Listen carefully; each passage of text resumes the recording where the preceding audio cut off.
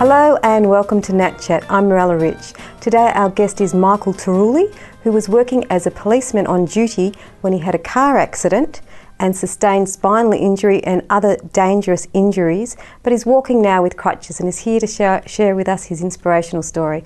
Welcome to the program, Michael. Thank you. Can you tell us about your accident, how you actually had the accident? You were on duty as a police officer at the time. Yes, I was on duty as a policeman and I was a passenger in the vehicle, so my offsider was driving the car when we had to respond to an incident. The driver was speeding along the highway and en route to the destination point. Yeah. A car came out of the side street and my driver, in order to avoid a collision, oversteered the car, and unfortunately I ended up against the guardrail. And what was the damage of your injury? What was the doctor's prognosis? I suffered horrific injuries. I had a shattered pelvis, I had a crushed lumbar L1 region, and I had major hemorrhaging which required immediate surgery. I almost passed on. Really? Yes, on numerous occasions. Wow. Yeah. And what was the doctor's prognosis at the end of it? What did they come up, when they were able to talk to you and you'd come around and everything, what were they saying? So after the ICU, for 4 weeks I remained in ICU, so I was transferred to the spinal ward. And I remember the doctor coming up to me and after they had tested all my feeling and movement in my legs, abruptly just said that I would never walk again. Did they say why? They give reasons, like because the spinal cord wasn't severed, so they didn't. It was. It's like a crushed injury, so there was no signals going through to the legs, and I've lost all my major functions from the pelvis down. Right. I guess all the functions relating to going to the toilet and so forth. Yeah. And were your legs moving at all at the time? No. Nothing was happening? No. And how soon did it happen when they started to actually, start to get something back? I really can't pinpoint a certain date, but I would say probably it felt like I was getting some movement, like flickers in the leg, and the spasms in the muscles and so forth in my legs. Probably, I'd say, a year and a half to 2 years. So you got your first movement back, which is really interesting, because they say usually with spinal cord injury, if you haven't got any spinal injury, if you haven't got any movement within the 6 months with the spinal cord, actually they say that, then it means that you're not getting anything back. Right. But so that was a year and... a year and a half to 2 years, I estimated. But I still couldn't really use my legs, stand up or move as well as I can today.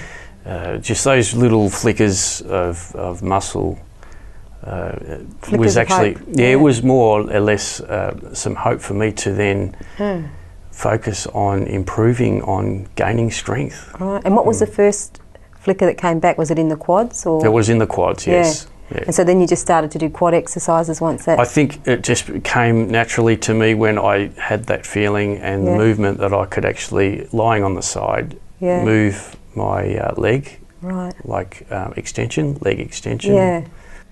And did you do that with every exercise? As soon as before you even got the flicker back, were you trying to get the movement back? Well, I think, even though nothing was visible at the time? I think mental imagery played a big part in it. Because I would close my eyes and think of the nerves and the pattern of the nerves going down from my brain to my feet, and imagine that they were being stimulated so I could actually improve on that. Right.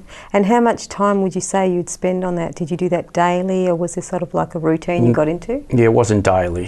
It was the times when I thought I would be getting the most out of myself to doing that.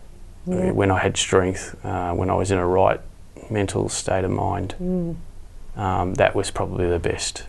Okay, so it was like visualising the movement coming back and thinking and feeling it all coming back? Absolutely. Yeah. And did you visualise yourself walking before you even walked? Actually I did, because when I was given that prognosis by the doctor then and there, I had a mental image of me walking down the street in a suit. I know that sounds weird. Well, who does that? No, what's this sort of system of I'm here, you know? Yeah, I've done it, you know. I'm far from wearing a suit. Yeah. I hate wearing suits, but that particular the importance time or something was, it was actually important for me. Yeah. I guess it was an image. Maybe I thought, well, the best I could do was work like as a detective. Yeah. Who they wear suits. Yeah. Yeah. So I it was more or less of saying, well, I'm going to ignore your prognosis and I will walk. Yeah. You know, one day I didn't see myself running. You didn't see yourself running. Yeah. That would have been good. But yeah. No running. I was walking. And did you keep in touch with people that were helping you walk? Did you have any like specific person that actually helped, was really positive in your recovery?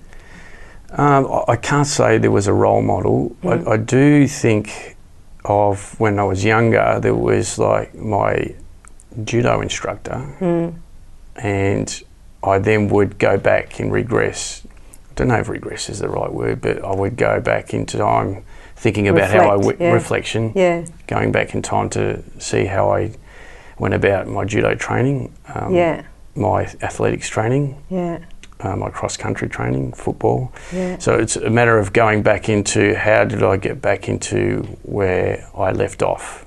Okay. And just remembering the training and thinking, well, this is what we did then to try and walk, which we did. And that's more retraining. Yeah. But you got to understand that it wasn't in a manner of in sequence that was the process, because amongst all that I was dealing with depression, anger, loss. That was a major part of me during those years. I call it the dark years, but I guess that was that window of hope that I was focusing on. Maybe I can and I will walk. So I mean, you have to feel the emotions that you're going through, like all of those things you said. Yeah, grief. Exactly. I mean, otherwise you can't move forward because you've got to be true to who you are, but still have that light on of positivity. Yeah. We're going to a break now. You're watching Nat Chat. Hope you're enjoying the program. We'll be back with more very shortly.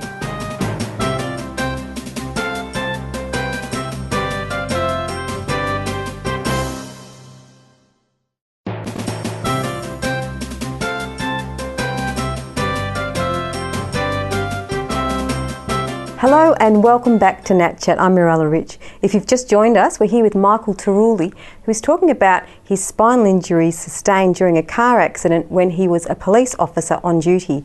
Welcome back to the program, Michael. Great. And can you tell us, when you got your movement back, you got the quads back from, so it's good, so then they said you were an incomplete spinal injured patient, did they? Not they didn't use incomplete, but I became familiar with that terminology later on. Oh, okay. So, because obviously the prognosis is that you won't walk again and you're a spinal patient. Right. And I was just like everyone else in the wheelchair, learning how to get out of the wheelchair into the car, and that's how I was rehabilitated. And were they very positive towards you at the hospital? In recovery? In the sense of recovering? Well, positive. Well, I think that it's more encouraging is the word you want to use. Yeah. They were. However, I felt like there was a big gap missing for me to then go transition into home living. Right. Okay. So they weren't stopping you, because I had a similar injury, and when I was there, they kept saying, you will never walk again. Get it through. You've got to get it through your head. You never walk again. And even though I kept saying I will, and I can walk with crutches now, but at the time they were very, very, very much wanted me to believe that I would never walk again. Yeah. So I think it's what you call institutionalised. They treat you as a number. And I think wheel them in, wheel them out. Absolutely, and I think I was a number there. That's what my sister said, wheel them in, wheel them out, that's what they do. So don't take it personally. No. Yeah. And you can understand that everyone has different, well, we're all similar with the injuries, but everyone has varying injuries in regards to spinal injuries. Yeah. Mine was perhaps unique in a way that I didn't have a total sever of the spinal cord, but it was badly damaged that it required, like, even, I had tractions. Not on the spinal cord, but around, circling the spinal cord. Right. pelvis, holding the pelvis together. And are they still in there now, or did they take them out? No, they took it out. Okay, so they put them inside you? Yes. Okay, and then they took them out. And they were external fixtures, so I had to, for let's say 6 months, turn side to side for every 2 hours. Oh, okay. I couldn't move. And how long were you in hospital for? Up all, I think it was about 9 months. Oh, okay, so you were in longer than that. It was 4 months. Well, actually 3 months and 2 weeks, I think it was. Well, mind you, I had myocardial infarction, which is a heart attack. Oh, did you? Mm. During it all? In ICU. Oh, wow. So I nearly passed away 3 times. Wow. Well, actually clinically dead. Yeah. And then they revived me. Wow. Yeah, I was the same on the road on the accident.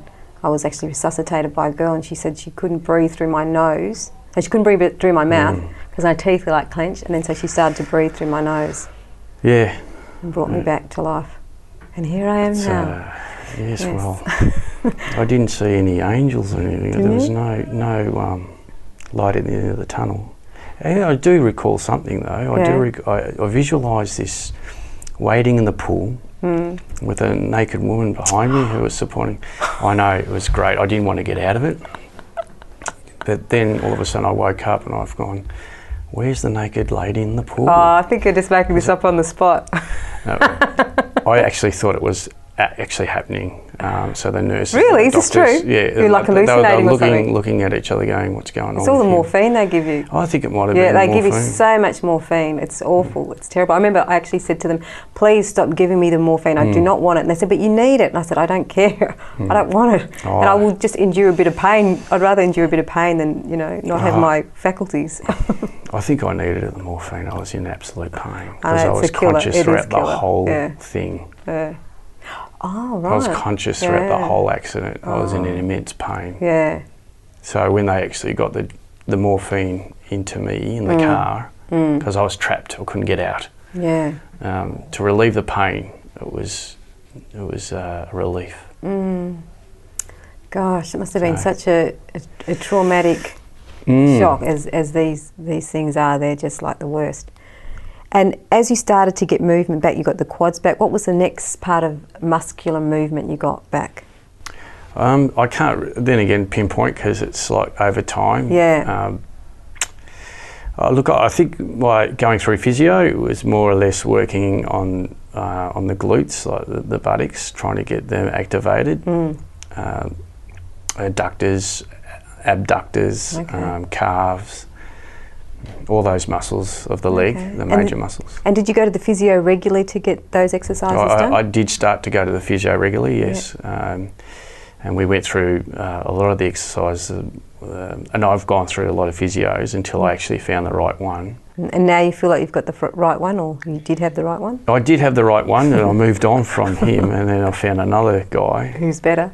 Yeah. Okay. Yeah, so just whatever your needs are at the time, I guess. Absolutely. You've got to change with the needs you're going through. Because at the beginning you don't know what to do and what's best for your body, because it's almost like, okay, what do I do now? And I need advice. Yeah. And any advice will do at this stage. Yeah, but when you become familiar with your body, and when you're in tune with your body, you go, okay, I know what I need. So you go out and see the best person that is right for you at that time. And how did you find out who the best person was? I actually sought out my original surgeon who looked after me at the Austin Hospital. Oh, okay. Dr. Lim. Yep. Okay. Can I say his name? Yeah. There's a plug for you, Dr. Lim. At the North East Rehabilitation Centre. Oh, so you weren't at Austin Hospital? I was at the Austin Hospital, but this is like years later. Oh, okay. Which is a separate organisation, but they deal with rehabilitation services for people. Oh, so later. And so he advised you for some good physios. And then he actually recommended me to go to a physiotherapist based on what he knew of the group. And they were good physios that you went to? Yeah, they were great. Yeah.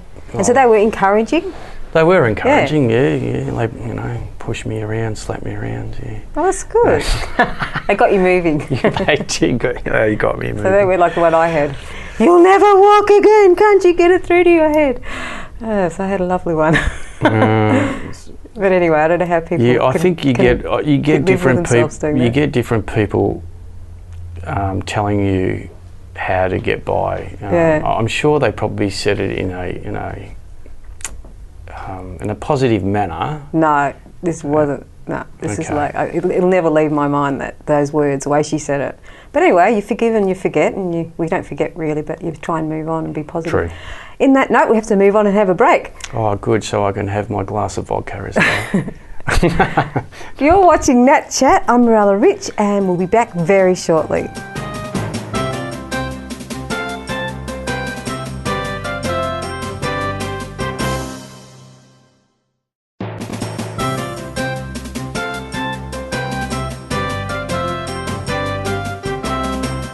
Hello and welcome back to Nat Chat. I'm Mirella Rich. If you've just joined us, we've got Michael Tarulli here, who sustained a spinal injury while working as a police officer on duty in the car. He had an accident.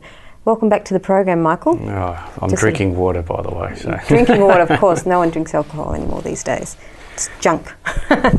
We like to be healthy and fit. Absolutely. That's one thing it makes you do, is be healthy and fit, doesn't it? Correct. Makes you sort of try and clean your diet up, eat healthy, be as fit as you can. And I think it spiritually makes you stronger too. Yeah.